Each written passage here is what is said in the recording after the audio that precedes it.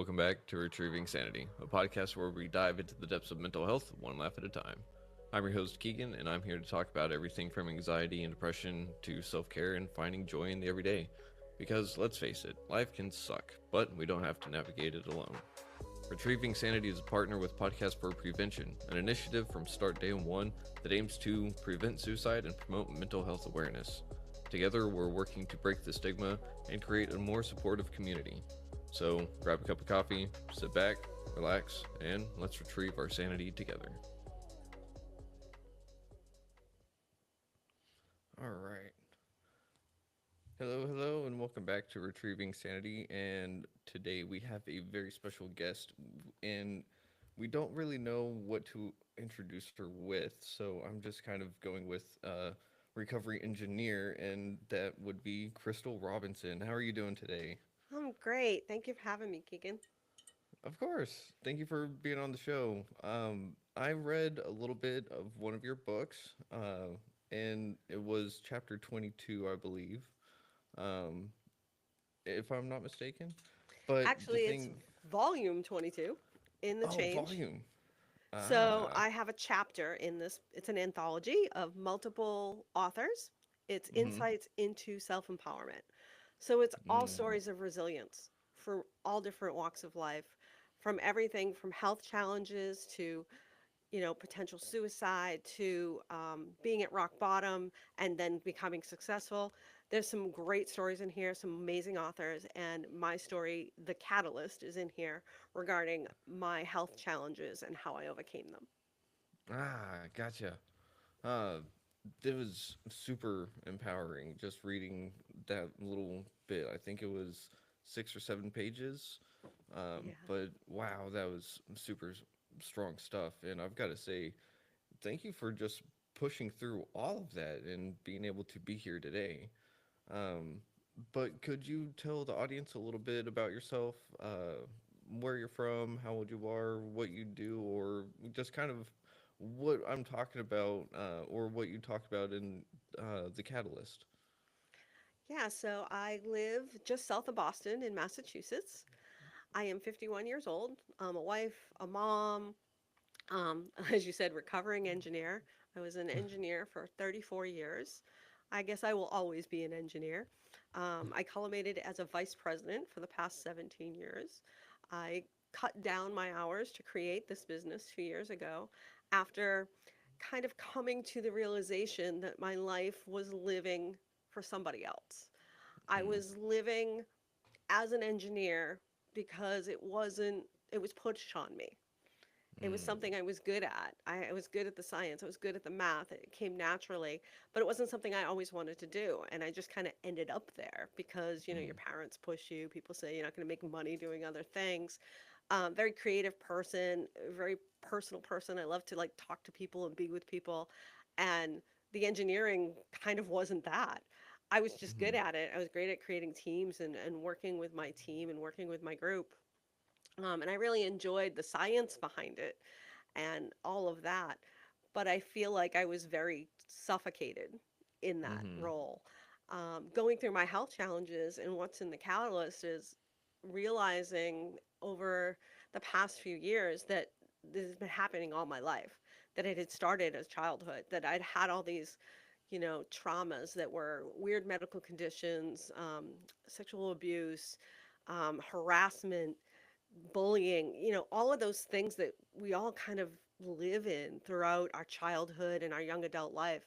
But the medical things really kind of popped in a lot. And it got to a point where in my 30s, I started having anaphylactic shock reactions mm. to foods that I was never allergic to before. And Oh it was no. my body kind of yelling at me because I wasn't doing the emotional, mental, spiritual work. Mm, And I didn't realize that. I didn't realize mm, my body was telling me that. I just listened to the doctors. They would say, well, you can't eat this anymore. And that's what you do. mm, You just listen to, the higher ups, what they tell you to do because they know better. mm, And I went through kind of a rock bottom where I went into the hospital numerous times in 1 year and got to the point where I was there for a whole week because of the epi and the doctors giving me medication to stop the reaction, stop my throat from closing. that my heart was going crazy, and they put me through all kinds of heart tests Mm. and put me on a monitor, and I thought I was going to die. And my kids Uh-huh. were young. My kids were, in school, and they were in elementary school, and I I was so afraid of leaving them. I was so Mm. afraid of eating anything or doing anything. I felt like I was just numb. And Mm. I guess I could say you have a nervous breakdown. Like I couldn't work, I couldn't eat, I couldn't function, I couldn't be a mother. And Mm. they ended up putting me on medications to just function. And when you're Mm. on those type of medications to relieve the anxiety, relieve the panic attacks, relieve all that, you're stagnant. You're not Mm. you. You're not whole. It like shoves you down. And it took me a while, to kind of get through that. It took like 6 months for me to just realize like this isn't really where I want to be. I don't feel like me. And Mm. I jumped into things that fulfilled me, yoga Mm. and dancing. I did ballroom dancing just on a whim. I thought, oh, this will be fun. Let me do this. And it lit me up. It was the Mm. catalyst in the right direction, and it Mm. helped my body. And I saw a holistic nutritionist that helped with me with my foods and Mm. understanding kind of how my body was reacting to foods, and how to work with that, and kind of that holistic side, which was completely different than I was getting from the Western medicine. Mm. But later on, as I was dealing with that and seemed to have solved that, I ended up with lupus. It was Oh more medical no. stuff that was happening, and I didn't know what it was. The doctors didn't know what it was. It took years for them to figure it out. They were like, "Oh, maybe it's rheumatoid arthritis. Maybe it's this." I would get pain in my hands. Um, I couldn't lift things. I get pain in my body. I got rashes, Mm. and all these things happening to me, and they couldn't really explain it until I got a sun rash, which was the lupus rash. And that's when Ooh. they said, "Well, that's what it is." And then they just add to the medications. You're on all of these Mm. autoimmune medications to shut down your immune system, which Mm. makes it even harder for your body to thrive. And I got worse. I got worse Mm. as the medications were on me. And it took me some time to live outside of the identity that you get with a diagnosis. Mm. Any type of diagnosis, it kind of creates your identity. You're living that. So I Yeah. was living as a lupus warrior. Mm. That's what I was. And I didn't want that to define me. It took me a little bit to kind of come out of that victim mentality that we end up in, that hole. We go into that. Oh, okay, this is what I am. This is what I have to do. This is where I'm going to live. And Mm. I finally realized, I can't dance like I want to. I can't live like I want to. I don't want to just be confined to not being able to be in the sun, not being able to live the life I want. And I Mm. started exploring more holistic, more opportunities, meditation, other healing modalities, and really understanding that it was all of the stuff that was going on in my body was Mm. based on all the things I had suppressed in my mental and emotional health. Mm.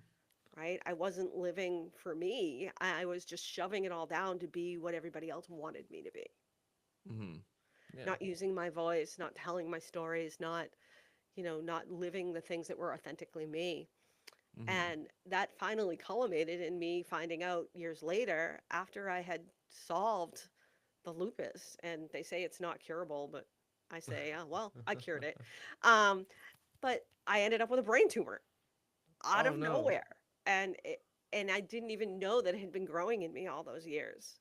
And it got to the point where when I found out about it, it was like, yeah, it has to come out right now. You're having micro Mm. seizures. You're going to have a massive seizure. You need to have it removed. It was bigger than a golf ball, and it was behind my left eye. And, Oh man. I was having balance issues and maybe some headaches here and there. But in this society, I think we just ignore those things. We're like, oh, I'll be fine. Mm. Oh, Yeah. I'll just, work out more. I can't balance well because my muscles aren't as good as they should be. But no matter Mm. what I did, I was still having those issues, and I just wasn't looking, wasn't listening to what my body Mm. was trying to tell me throughout all this process. You'd think going through the anaphylactic shock and the lupus that I'd start listening to my body. Well, I think the brain tumor was like, here, wake up. This is the last thing. We're giving you this because you could die. Mm. And I think that's what really awakens people. It Mm. changes what you look at. The fact that I knew that they were going to open up my skull, go into my brain and take this out. And we didn't know if it was cancerous or not until they removed it. And luckily Mhm. it was not. Um, and I was able to heal from it. And I didn't come out, I came out okay. Maybe some Mhm. memory issues here and there, and just being able to heal from that invasive surgery. But I Mhm. went in with a great attitude because of what I Mhm. had already done, and I think that was why I was so successful in healing from it. But Mhm. it also changed everything. It flipped the switch. I was woken up to I was living a life that wasn't authentic to me, and my purpose was to help people heal Mhm. the way I had, to start using what I had learned and adding to my modalities to teach others to do the same. So I worked with the Mhm. same holistic nutritionist that I had worked with for 10 years, learned his methods and started using those. I learned energy healing and started using those. I got certified by the Deepak Chopra group as a total well-being coach in meditation teaching and Wow. health and wellness coaching. And then I got certified on the national board as a health and wellness coach to help people use nutrition and lifestyle changes to get away from medications and Hmm. come back into them. And that's what Huh. I do now. So that's kind of a nutshell of my story. Wow. That is very packed full of a whole bunch of stuff, and it's just really inspiring too because you're here helping other people through difficult times now, and you walked through things that just seemed, well, not just seemed but were life threatening, Mhm. and you're over here on the other end of everything with a big old smile, and it's just awesome. Yeah, those things that people could say you could be upset that those things kept happening to you. And I said, well, they Mm-hmm. didn't happen to me. They happened for me. Mm-hmm. They shaped me to who I am today and what I can offer the world. Mm-hmm. Yeah, uh, and that's awesome that you have that mindset because I've learned in myself that it's that perspective shift. Instead of why is this happening to me, it's what can I get out of this? And it really changes the whole game on what happens with everything because whenever I sit there and let things happen at me, it's taking away my power in an instance, and not only that, but it's dictating everything for me. And I think that's the big part. It's telling the story for me, and I don't want that anymore, you know? Yeah. So I've had to kind of change the script in my own ways and stuff, but how have you changed the script for yourself whenever you first started going through these life threatening conditions and stuff? Because I know for myself, I'm allergic to a bunch of foods. And so I know that whole feel of I've got to watch what I eat. And it was kind of funny because whenever I was young, uh, I would always be picky about my food. And I just didn't know how to tell my parents, besides, it didn't make me feel good. And whenever I was in high school, I had to go through all these medical treatments. And I got allergy testing done for the first time. And everything I didn't like to eat, I was allergic to. And my parents just sat there and they were like, "We're so sorry. We just thought you were a super picky eater." Um, Yeah. and so I know that like a shift like that in my life had just flipped everything on its head. I had to watch what I eat, and it made me sit there and kind of a little paranoid of sorts, kind of like you did. So how did you first start flipping the script? How did you first start flipping your perspective on things? I think at first I wasn't as, pulled down by it. At first I was just like, okay, I can manage this. I'm just going to pull all this stuff out of my diet. I'm only going to eat these things. But I am one of those peoples that's like go big or go home. Like when I go into something, I'm all in. Mm-hmm. And it was just literally anything that was even close to one of the things I was allergic to wasn't even in my home. Mm. And which could be too drastic, right? And it gets to the point where you feel like you're limiting yourself unnecessarily. And I think that was part of it. Like I would put myself in that mental hole of, the anxiety behind, well, if I eat that, it could kill me. Mm-hmm. Or the anxiety behind, well, I'm taking away all these things that I love, and what do I love about what I eat? Like I remember being in that place Mhm. and getting through it. It really got to the point where I got down to going back to loving to cook because I love to cook, and Mhm. really like creating things that were great without the things that I couldn't have, Uh-huh. and learning to love those things and realizing that it didn't define me based on the things I couldn't eat. Or Mhm. like if you go out with people and people are having pizza, I Mhm. couldn't have pizza. I also Mhm. have um, a condition where I can't. It's called celiac disease, where I can't Mhm. have gluten, and Yeah. dairy also really bothers me based on that. I'm not Mhm. allergic to those two things, but that adds to my allergies, which is Mhm. soy and peanuts and tree nuts, which adds to the gluten in the dairy. So I don't eat pizza. I can't have the dairy or the crust. And Mhm. like people go out and have pizza. Well, what do I have? I have a salad, or I Mhm. have something like that. And it got to the point where I was like, oh, well, I'm not like one of everybody else. Mhm. It really took a while for me to figure out, well, I'm actually eating healthier. This is my body's way of making me better Mhm. by Mhm. teaching me that I can't have those things because they're not good for me.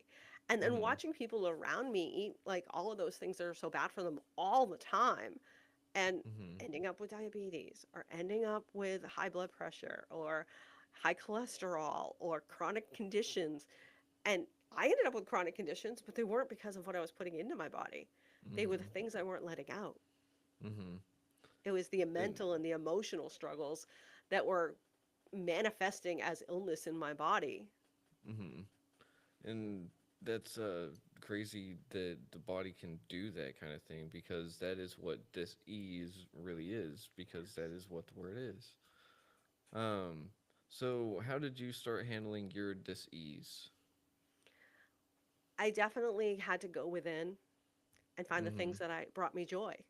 That was the first Mm. thing, the dancing. That was my first step. Really doing something for me instead of living my life just based on what everybody else wanted. Taking Mhm. care of my kids, doing the after school activities, working, being a career mom, climbing that corporate ladder, being a good wife, being a good, daughter, all of those things that you get caught in. And you realize you're just not living a life that's present.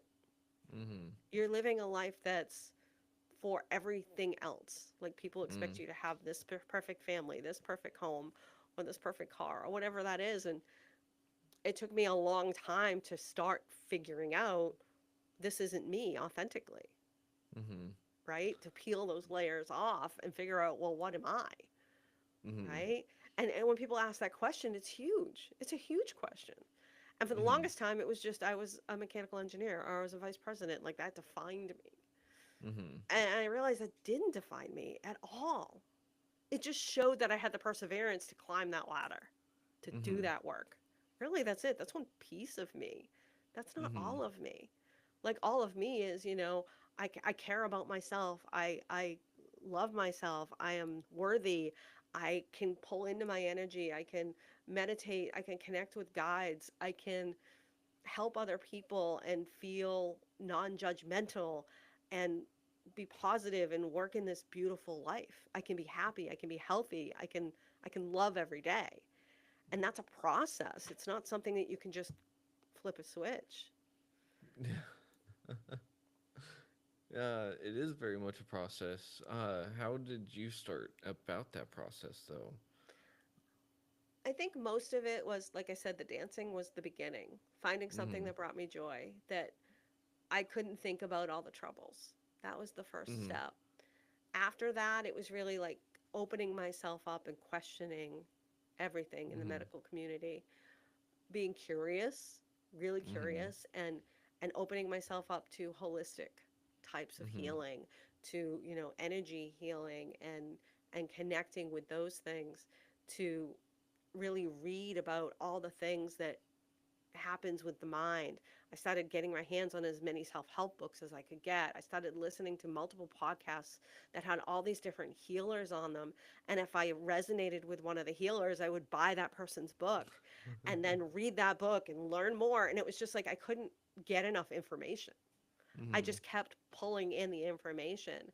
And I think once you start, then you realize, well, when I'm uncomfortable, that's when I need to push through and drive. Mhm. Yeah. When I'm uncomfortable and I pull back, I'm suppressing. I'm Mhm. not growing, I'm not learning, I'm not being. Mhm. I love that. And it is something that I've learned in my own recovery, and it's something that I'm not going to lie, it'll piss me off sometimes because I'll come up to a situation or I know that there's about to be conflict, and it may not necessarily be bad conflict, but just conflict, and it makes me uncomfortable. And so I'm sitting there, and I my first instinct is to take that step back because, as a guy, I was taught to be happy, angry, hungry, and horny. Every other emotion had to be suppressed down. For the most part, and I didn't know what to do with them. And so, essentially, um, sorry, my brain just went all sorts of sideways. That's okay. This is the way the brain um, works. hmm um, but with that, I digress. What was I saying? Well, we were basically talking about how you felt uncomfortable and that we weren't mm, driving through, right? And I think that's something yes. that we all find. And you did the right thing. You stepped back, Mm-hmm. right? Most people don't.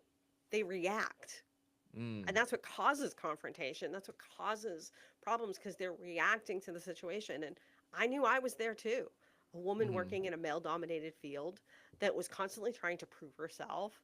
I Mm-hmm. always never felt worthy. I was always reacting. I was always, pushing to prove myself as opposed to just stepping back and knowing that I could handle it and breathe and then think and then react. Mm-hmm. Instead of reacting, you're responding, Mm-hmm. and you were And already doing that, but as you said, you were suppressing everything else. mm-hmm. Yeah, and now that the train caught back up, it's because the way that society is for not just males nowadays, it seems to be for everyone. We have to bottle everything up and we can't really express ourselves authentically.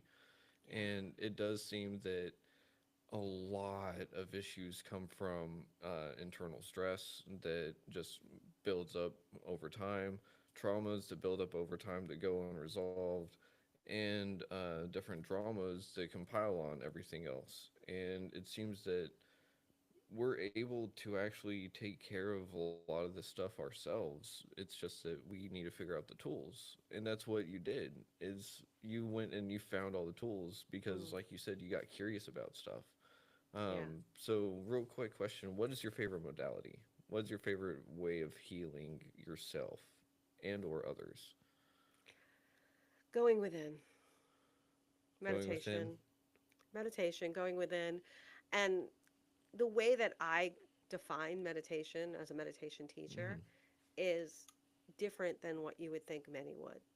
You don't have to Mm. sit down and have a certain pose and think a certain thing or not think anything.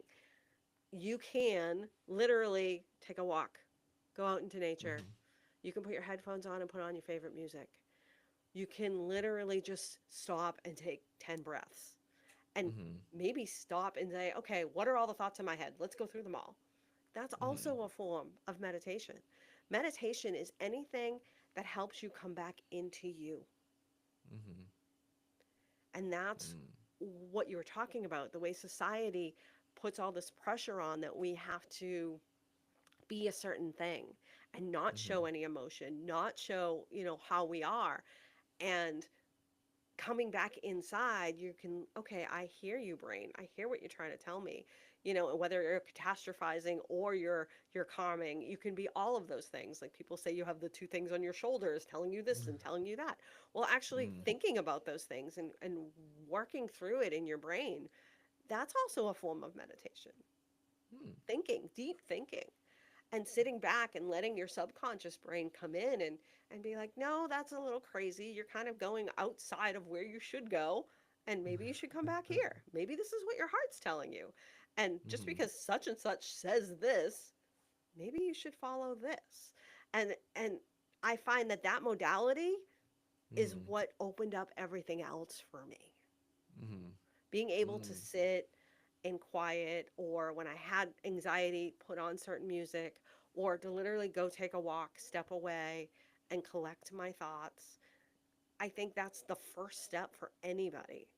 Mm-hmm. Yeah, that does sound like that would be the first step. And I'm a huge fan of meditation myself. So my second question is that for myself, I know that it would take a lot of confidence to change up everything that I've been doing to express myself authentically, Mhm. to be able to not shove everything down into this little bottle, you know? So is that kind of what happened for you? Did you have to build up confidence to express yourself, to start dancing, for instance? Or did you just kind of throw everything into the wind and just say, let's go?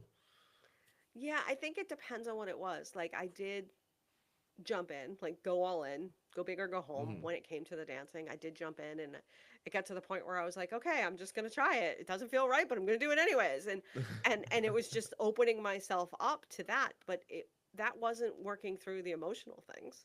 That mm was, a little bit going through the uncomfortable, so it was a beginning, but working through the emotional things and the things that you shove down is really having conversations, with people that are hmm. willing to listen, whether that's a Mm hmm. therapist, a coach, a good friend, a family member, really just like walking through stuff. There's stuff that I revealed in my chapter in The Change that literally was just published a few months ago, um, that nobody else in my life knew except for my husband. Mm So there's like this stuff that we do still hold inside. You're constantly going to be analyzing things and processing things and figuring out, does this serve me? Is this a limiting belief? Am I holding this back because I'm afraid of what people are going to think? hmm. It's really coming down to that, I think, doing what they call the shadow work or the mirror work, and figuring out those things that you can question. What are my core Mm beliefs? hmm. Really defining what those core beliefs are. And then what are these other beliefs that I have? And are they limiting? Are they changing Mm me? hmm. And are they changing me for the better, or are they holding me back? Mm hmm. I I think love that's that. really important. And yeah, uh, and those beliefs are really what will help define future actions, Hmm. uh, for myself and what I do for others. And I think that that really does kind of all go back to that introspection, because if I don't know who I am, then what can I produce for the world? And so I think that also goes back to you talking about taking all those layers off. To me, it's like taking the labels of layers off, Yeah. the layers of labels off. There we go. Um, and really defining yourself. And it's kind of not like putting a label to yourself. It's more like building a statue for yourself, I guess, because it's never really quite complete. I'd say I would never say I'm really quite complete because I'm always figuring out new stuff about myself. And so I figured that you'd kind of experience the same thing. You've gone through this healing process, and you've not had just one big thing happen. You've had a bunch of things happen. And so each one has had its own learning curve, I'm sure, right? Yeah, I mean, I agree with you saying that you're kind of building your statue.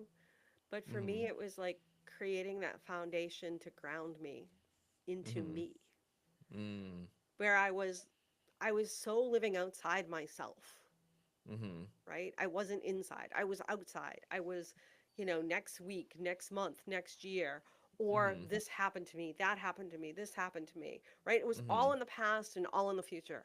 I wasn't present and grounded in the here and the now. Mm hmm. And I think having life threatening situations happen to you, or like questioning your life, puts you more in the present, Mm hmm. where that's where you can be solid in your foundation and ground yourself. Okay, what's important to me? Mm hmm. What makes me me, Mm hmm. and not what other people think I should be? Yeah. I think that's really important, where you pulling all that back in. Like, the past, I can't change. I Mm can hmm. only take the lessons from it with me. Mm-hmm. And have I processed those things enough to have the lesson and forgive myself for being through Mm-hmm. that and forgive those that maybe caused it? Like, I heard this numerous times from a couple of yogis that I've followed, that you may not be responsible for the wounds, but you are responsible for your healing. Mm-hmm. So you're responsible to take the reins, plant your feet, be present, process all of that past emotion, not worry about the future, but have a Mm-hmm. vision. This is what I want. This is where I want to be. This is where I am now. This may be helped structured where I am, but it Mm-hmm. doesn't define me. Mm-hmm. How do I get here? Mm-hmm. What's my first step? Yeah. And as a Um, coach, that's what I do with people. fair enough. I love that though. And one of the things that I know a lot of people have questions about is what do you mean by I don't let the past define me, but it helps structure me? Because a lot of people confuse the two. They say, aren't they the same thing? Because the definition is the structure, or the structure is the definition. But that's not necessarily the case whenever it comes to defining the past, right? Um, Right, right. Just like I said about like the lupus. Like, I'm a mhm, lupus warrior. Does that mhm, define who I am? Or an engineer, does that define who I am? Or mhm, a, survivor of sexual abuse, is that mhm, define who I am? mhm. No. It's a piece of me Yeah. that molded me and I Mhm, had to process and learn from, mhm, and it makes me who I am. You're like I said before, all these things, happen to me or for mhm. me, right? Yeah. And what I learned from them helped structure that foundation. And some of that foundation, which could be limiting beliefs, I no longer need. Mhm. Your core beliefs are like the rebar, right? That's in the statue, but Mhm, the clay or the bricks, they can mhm. be changed, Yeah. right? Those Mhm, beliefs come and go. What I believed 10 years ago, 20 years mhm, ago, 30 years ago is not what I believe now, mhm. right? Uh, And those mhm, experiences helped shape where my core beliefs are now and where my limiting beliefs are.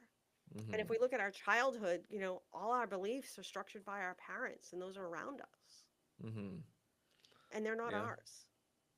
Yeah, they're really not. Um, and I know one thing for myself that whenever I've started defining my own beliefs, and kind of like you said, how 10 years ago, those beliefs aren't the same that you have today. Well, it's kind of the same for myself. As I've defined my own beliefs, I found that they don't necessarily line up with what I've believed in the past. And part of me has felt almost like a hypocrite, because it's kind of like, hey, that doesn't feel right because I believed, I didn't just think, I believed this, but Mm. now I believe almost or the exact opposite of. And it's kind of like, how does that work? How does that happen? But it happens through experience because that's the best way to shape a perspective, in my opinion, you know? Yeah, a lot of So times we make opinions or beliefs over stuff that we never even experience. yeah, yeah. And I think that that kind of plays into what happens to me a lot of the time, is the opinion of what happened to me, not necessarily what happened, but my opinion of what happened.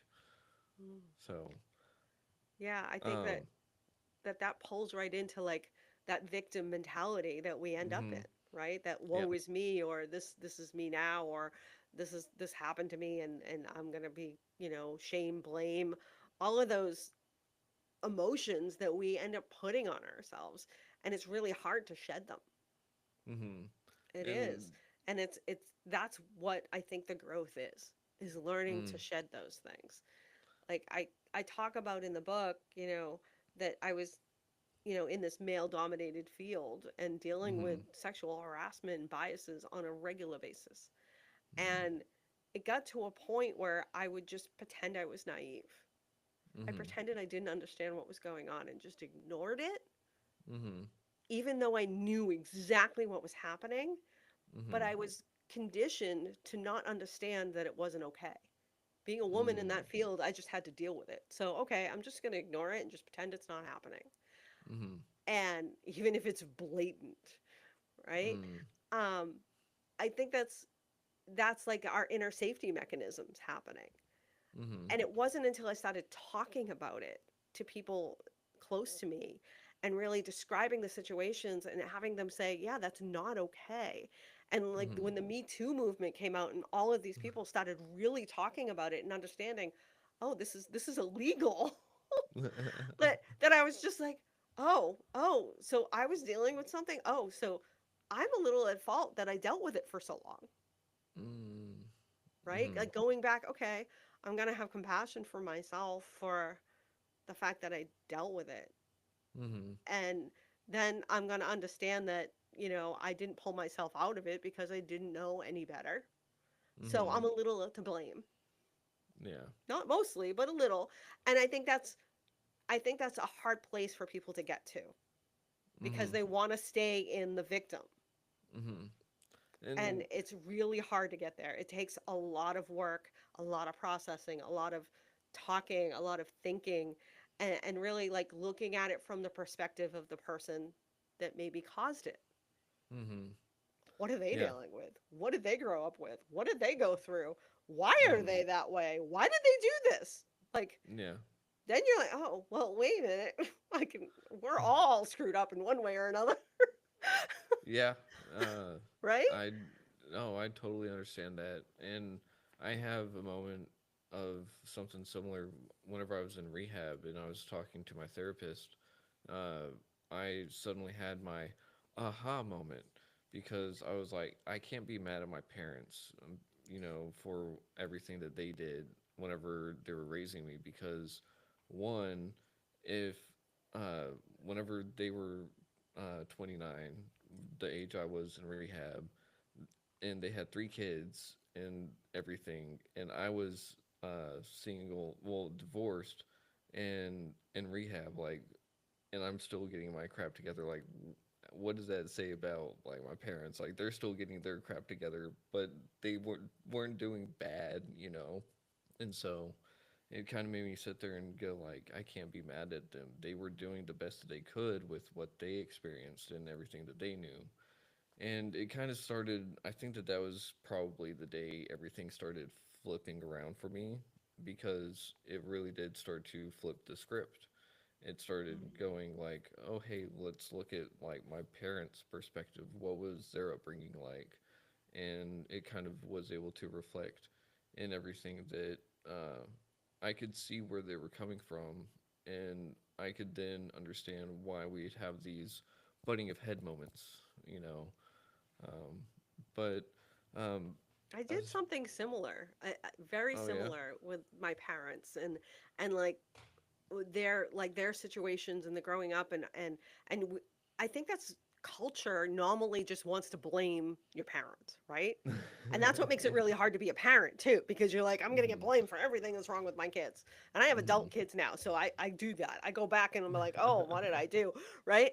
But like you said, thinking about from their perspective, where Mhm. were they? What were they dealing with? What were they conditioned like? What were they Mhm. groomed into? What was the generational stuff that was still on them? What were they running away from? What were they hiding? What were they suppressing in Mhm. their lives? And I did that a lot with my mom and my dad. And I really learned a lot of stuff about myself and them when I did that. Mhm. I think you're right. It's a flip the switch moment. And if you can do that with all of the things you're blaming, you will be Mhm. surprised at how calm and Mhm. resourceful you become. Yeah. Yeah. It is really interesting how calm and resourceful someone does become in recovery, and it's just awesome too because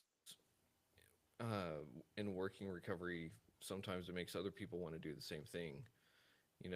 And so that's what I see happen with like my father, for instance. I noticed that he was getting better, and I don't know if it was because I was in rehab trying to get better as well, or what. But after some conflict happened not too long ago in my family, he had actually called me to tell me that he was sorry for everything that had happened in the past, and of course the list is probably too long, and there's no recollection of everything that happened, but he was just saying like, hey, like, I hope you can forgive me for the things that I hurt you on. And that just kind of opened up the door even more for healing, because it's like, hey, there's those moments where it's like, I don't know if I can remember that necessarily, but I Mm, know that the avenue of forgiveness is there. And I think that that's another thing, is that being willing to forgive and see those kind of things. And a lot of people aren't willing to uh, give up that victimhood mm, mentality. So, yeah. uh, so how does someone break out of the victimhood mentality, though? It's hard. It's hard. We like living there, right? Uh huh. We Yeah. do. We like shoving it all down and covering it up with alcohol, food, drugs, whatever it is, shopping. Like, we Mhm. all grab something to cover up how we feel. Mhm. And I think you have to want to be better. You have to Mm. want to be something else to come out of it. If Mhm. you love being in the blame shame game, you're not ready yet, Mhm. you know? Yeah. But if you're watching something like this or listening to something like this, there is something in the back of your mind that wants to know more, that Mhm. wants to start questioning, that wants to start going, well, maybe I'm not the victim. Maybe this Mhm. doesn't define me. So then Mhm. it is reach out, find a coach, find a social worker, find a therapist, find a friend, start talking, start Mhm. processing, start figuring out what your beliefs are, what your core beliefs are, what your limiting beliefs are. Start finding Mhm. out what your purpose is, what you really want in life, and Mhm. stop living based on your past. Mm. That's awesome. And it's interesting. I just had a weird thought pop in my head, like, if my mother needed a life coach, because she listens to the podcast, and so she's in that same boat. She's trying to better herself, and she also has celiac. So it'd be interesting, because that's an experience that not many other people have. Um, but it does take that desperation of wanting to change. And I think a lot of people don't want to give up that little bit of pride that comes with, uh, ooh, look, I have a label. I have a little label. um, but whenever all is said and done, and you start defining yourself, what were some of the things besides core beliefs and things like that? Or is that really what defines someone? What is it that defines you, if you had to lay it out for someone like the audience, to describe yourself uh, in in authentic terms? How would that look like?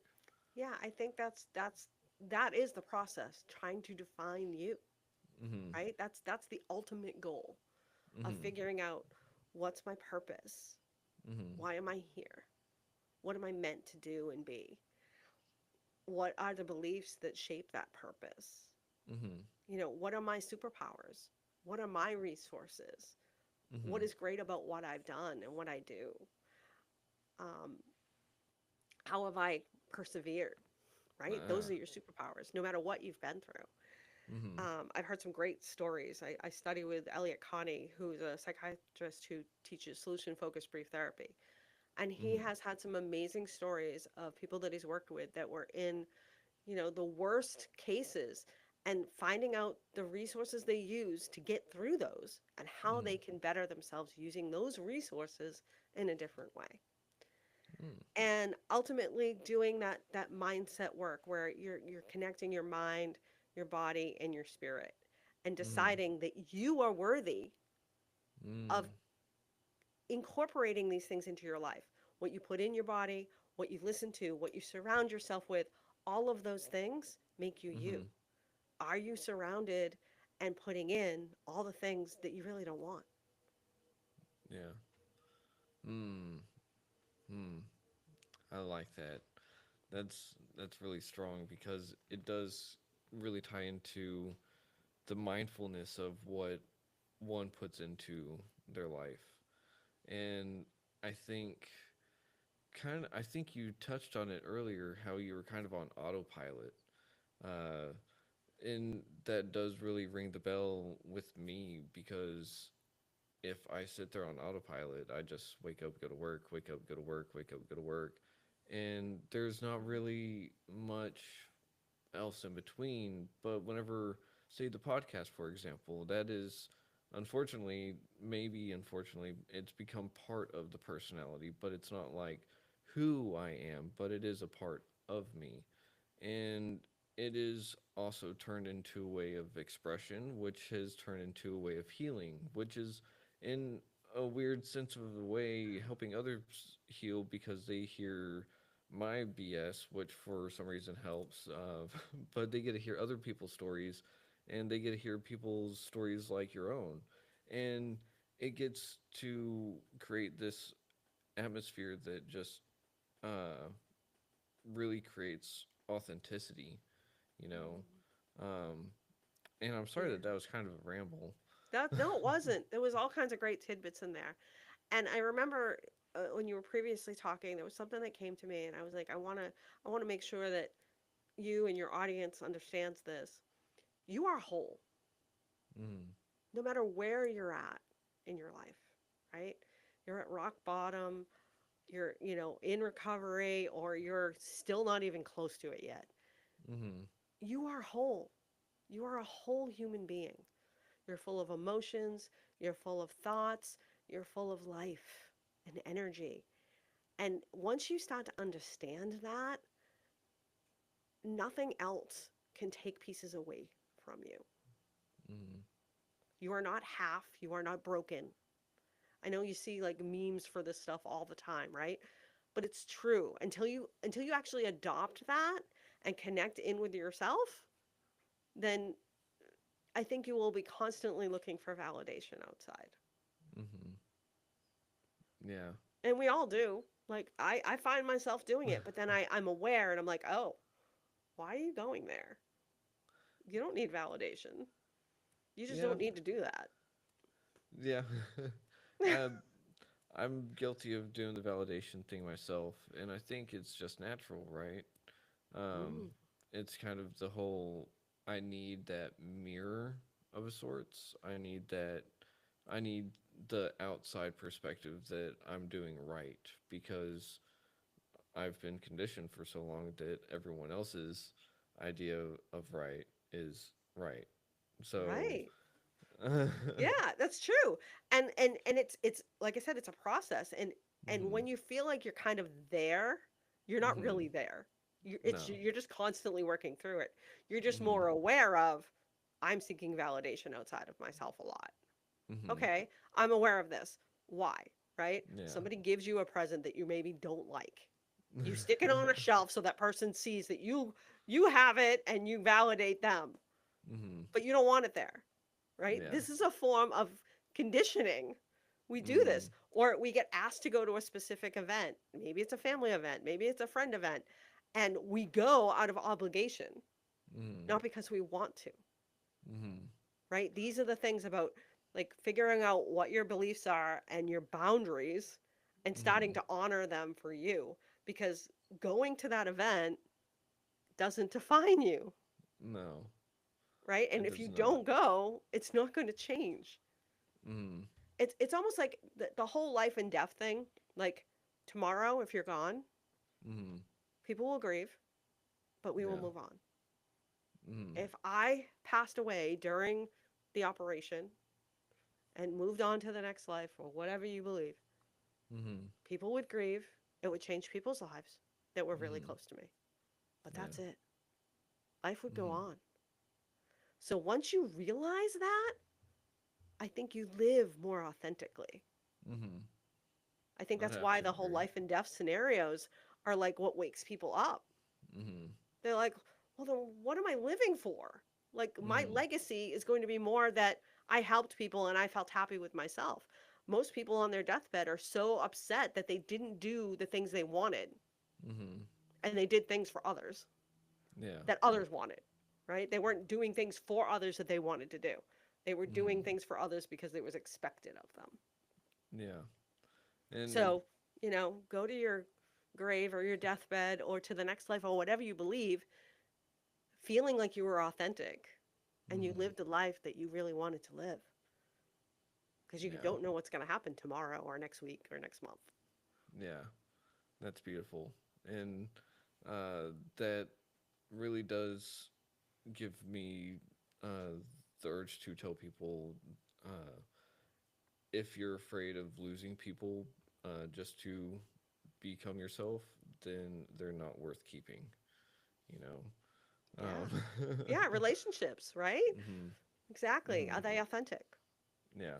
Or are they And, just what you expect them to be? hmm or is it just the idea of what you expected, you know? Yeah. Yeah. And a lot of people don't want to deal with that uncomfortable truth either. But it really does just look like it's all going back to defining oneself. So, Yeah, coming back into you. hmm um, we are nearing the end of this episode, uh, unfortunately. So, do you have any words for? Well, actually, let's see. Do you have any social links, real quick? I do. I do. My Awesome. company is Crystal Moon Holistic Healing. Ooh. So you can find me online. I have my own website, Crystal Moon Holistic Healing. You can find me on Facebook and Instagram. And on LinkedIn, you'll find me under my name, Crystal Robinson. hmm You can connect with me there. I offer coaching programs, I offer group programs, I do speaking engagements and workshops. If you're interested, reach out. Let's talk. Let's see if I can help support you become who you want to be. Awesome. And for those that were listening, what is the book again?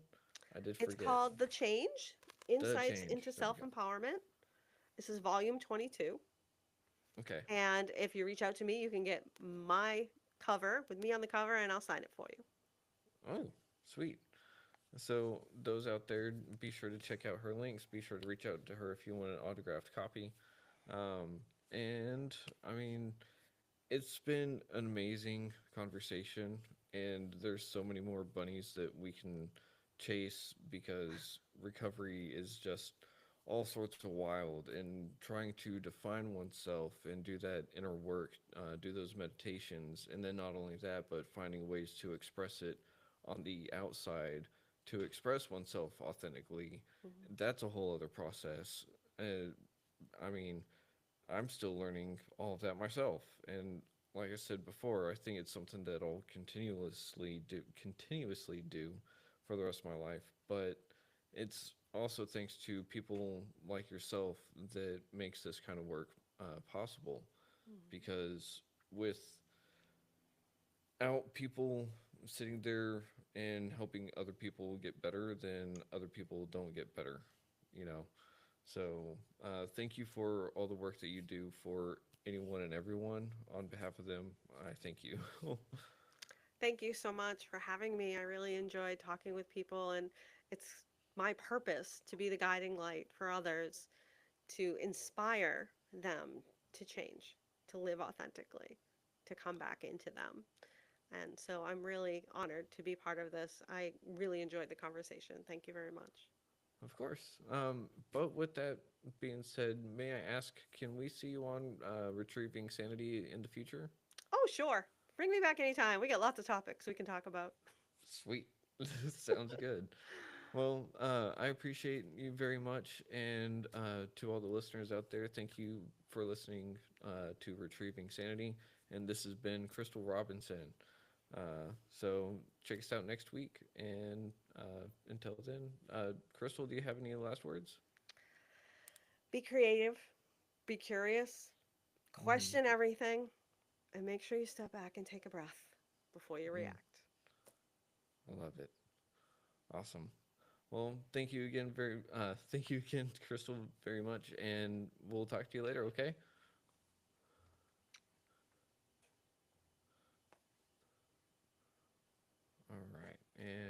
recording is stopped. That was great.